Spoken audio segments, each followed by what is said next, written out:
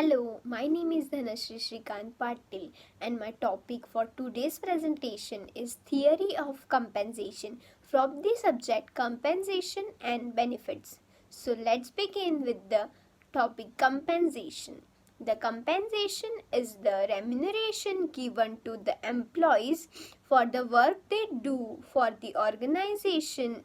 In other words, an employee is entitled to both the financial and the non-financial benefits in return for his contribution to the organization.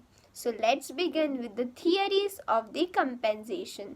There are various theories starting with reinforcement theory. Next is expectancy theory. Third is equity theory, and the last and the fourth is agency theory. Reinforcement theory.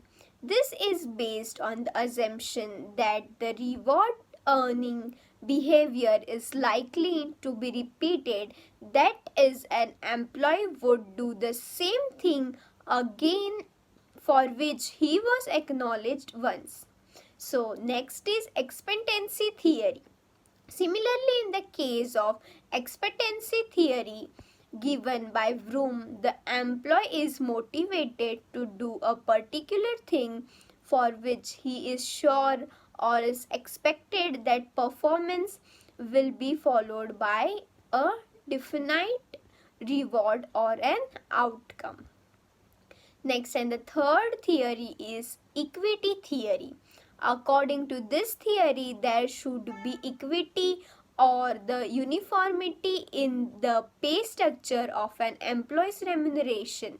If the employee feels he is not being paid fairly for the amount of work he does in the day, will result being lower productivity, increased turnover, and high absenteeism. The remuneration system should comply with three types of equity. Equity theory has types in it. That are three types: internal equity, external equity, and individual equity. Starting with internal equity. The employees perceive the fairness in different pay for different job based on nature of work involved. That is, he must feel that pay differential among the best job are fair. The second and the next one is external theory. The employee should feel the fairness is what they are being paid is in the line with what other players is in the same industry are paying to their employees for the same kind of jobs. The next and the third is individual equity. The employees perceive the pay differential among the individual who are performing the same kind of job and work within the same organization.